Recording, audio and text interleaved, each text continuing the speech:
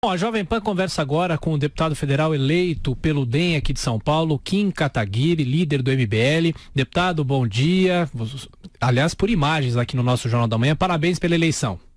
Bom dia, Tiago, bom dia, Vila, bom dia a todos os ouvintes. Muito obrigado pelo espaço. Nós que agradecemos. Deputado, uma polêmica já começa a cercar o seu nome para a corrida à presidência da Câmara. Você tem 22 anos e, teoricamente, na linha sucessória, se o presidente se ausentar, quem assume o comando do país, depois do vice, obviamente, é o presidente da Câmara. E com essa idade, você não poderia assumir a presidência da República. De que forma, primeiro, a primeira pergunta, de que forma você vai tentar se viabilizar para chegar à presidência da Câmara dos Deputados? Bom, antes de qualquer coisa, o que hoje os julgados do Supremo Tribunal Federal e do TSE e o que a Constituição e o regimento interno da Câmara determinam, não é de que o presidente da Câmara tem de ter no mínimo 35 anos. Eu explico por quê. Primeiro, o que a Constituição determina é a necessidade de titularidade primária, de 35 anos, de você ter 35 anos para se eleger ao cargo de presidente da República. Não exige para titularidade secundária, ou seja, para assumir temporariamente a presidência da República, mesmo porque não há hipótese na Constituição do presidente da Câmara assumir permanentemente a presidência da República. Em qualquer caso, ou ele assume enquanto o presidente estiver fora do país, ou se houver, por exemplo, um processo de impeachment ou de cassação, ele é o responsável por convocar novas eleições diretas ou indiretas. Então, de qualquer maneira, ele nunca assume definitivamente a presidência da República, o que caracteriza titularidade secundária. De qualquer maneira, você também tem a jurisprudência do Supremo Tribunal Federal, que julgou recentemente, aliás, em 2016, a DPF 402, relator ministro Marco Aurélio, que basicamente eles foram decidir se o Renan Calheiros poderia continuar sendo presidente do Senado, porque ele havia se tornado réu. E o presidente da República não pode ser réu, ele, por estar na linha sucessória, portanto,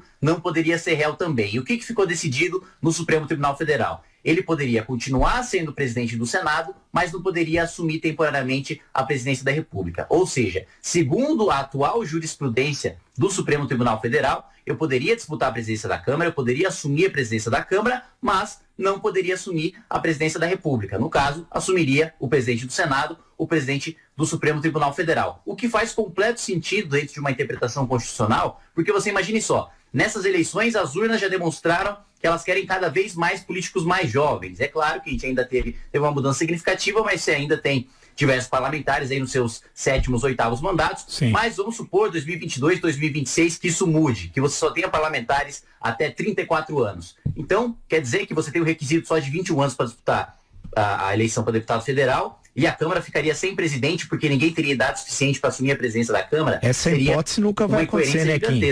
Isso nunca vai acontecer, né? Que não exagera também. Mas isso é uma possibilidade, Vila, jurídica. Não, perfeito. Pode até ser improvável, mas é uma possibilidade jurídica que tem de ser levada em consideração na interpretação da lei constitucional. Agora, você para ver como seria incoerente esses deputados que argumentam que eu não poderia assumir a presidência da Câmara, porque eles não falaram absolutamente nada quando Renan Calheiros, réu, continuou sendo presidente do Senado. Ou seja, um bandido pode ser presidente do Senado, mas alguém simplesmente por não ter idade não pode ser presidente da Câmara. É uma incongruência tanto política como constitucional e jurídica.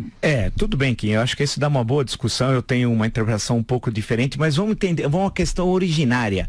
Por que você quer ser presidente da Câmara? Qual a razão? Qual é a questão central? Perdão? Não, qual é a questão central, Kim? Por que você quer ser presidente da Câmara?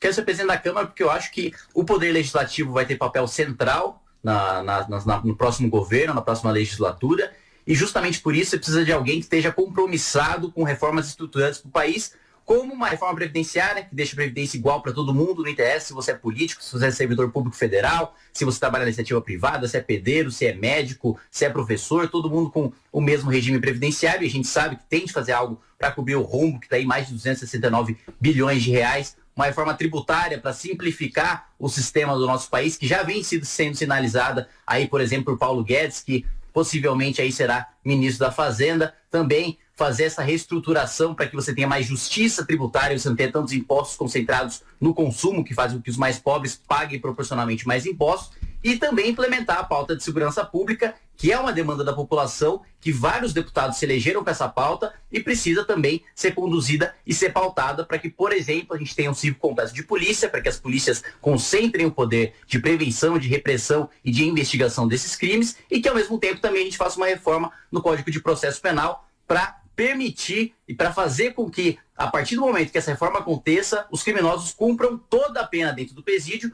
não tenha aquela saída temporária de Dia dos Pais, de Natal, não cumpra apenas só um sexto e depois já possa sair todos os dias da cadeia, e também faça-se cumprir a lei de execução penal, que basicamente já determina, isso não é projeto meu, não é projeto de deputado nenhum, já está previsto na legislação, que o preso trabalhe para se sustentar a própria família e também indenizar a vítima. E só para a gente fechar a nossa conversa, o DEM, o seu partido, liberou os filiados a votar em quem quiser no segundo turno. Você gostaria de se posicionar em relação a isso? Você já se posicionou? Já me posicionei, meu voto é de Jair Bolsonaro, todos sabem as críticas que eu tenho a Jair Bolsonaro, todos sabem as divergências que eu tenho com Jair Bolsonaro, mas de qualquer maneira, para qualquer um que leu, e vocês leram, o plano totalitário de poder do PT, é assustador você pensar em censura na imprensa, em conselhos populares, substituindo o Congresso Nacional, ou em aparelhamento do Ministério Público e do Judiciário. Então, meu voto é de Jair Bolsonaro justamente para impedir a implementação desse plano.